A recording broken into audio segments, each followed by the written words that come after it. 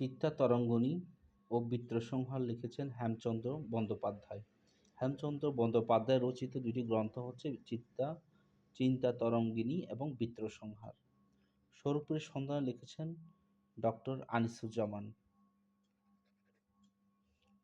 নাম রেখেছে কোমল গান্ধার, এ কথাটা বলেছেন বিষ্ণুদেব। পৃথক পালঙ্ক লিখেছেন আবুল হাসান। মুসলিম নারী জাগরণের কবি বলা হয় নওয়াব ফজিলুন্নেসা চৌধুরী রানীকে। কবি কঙ্কন কার ছদ্মনাম? মুকুন্দরাম চক্রবর্তী। চারণ কবি বলা হয় মুকুন্দ দাসকে। কবি কঙ্কন মুকুন্দ চক্রবর্তী, উনি হচ্ছে মুকুন্দ দাস। কাব্য সুধাকর হচ্ছে গোলাম মোস্তফা উপাধি। কবি কণ্ঠহার বলা হয় বিদ্যাপতিকে। শিবপ্রসাদ রায়ের আরেক নাম হচ্ছে রামমোহন রায়। যাযাবর বিনয়কৃষ্ণ মুখোপাধ্যায়ের ছদ্মনাম।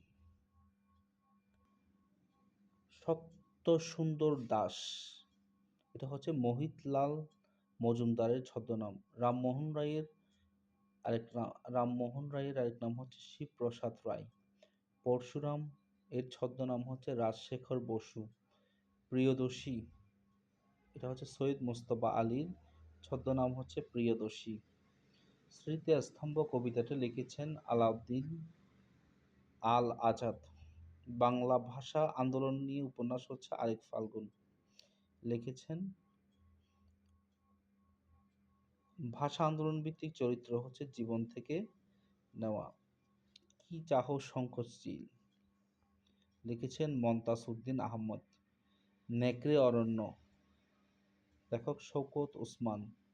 সৈয়দ শামসুল হক রচিত দুটি গ্রন্থ হচ্ছে নিষিদ্ধ লোবান, নীলদর্শন। নিষিদ্ধ লোবানটা হচ্ছে মুক্তিযুদ্ধ ভিত্তিক উপন্যাস। জ্যোৎস্না ও জননীর গল্প লিখেছেন হুমায়ুন আহমেদ। উপমহাদেশ গ্রন্থটির রচয়িতা আল মাহমুদ। হাঙ্গর নদীর গ্রেনেড রচয়িতা সেলিনা হোসেন।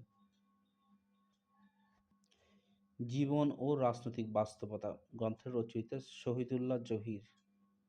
মূলধারা ৭১ গ্রন্থের রচয়িতা মইদুল হাসান। বাংলাদেশ কথাকয় গ্রন্থের রচয়িতা আব্দুল গাফফার চৌধুরী। মুক্তিযুদ্ধের উপর লিখিত ও প্রকাশিত প্রথম গ্রন্থ হচ্ছে জাহান্নাম থেকে বিদায়। মুক্তিযুদ্ধভিত্তিক উপন্যাস হচ্ছে একটি কালো মেয়ের কথা। মুক্তিযুদ্ধভিত্তিক একটি নাটক হচ্ছে কি চাহ সংকোচিল। ৭১-এর চিঠি হচ্ছে একটি মুক্তিযুদ্ধের পত্র সংকলন। মুক্তিযুদ্ধভিত্তিক কাব্যগ্রন্থ হচ্ছে বন্দি শিবির থেকে। জীবন আমার বোন দুইটি প্রধান চরিত্র হচ্ছে খোকা ও রঞ্জু। বেদান্ত গ্রন্থের রচয়িতা রাজা রামমোহন রায়।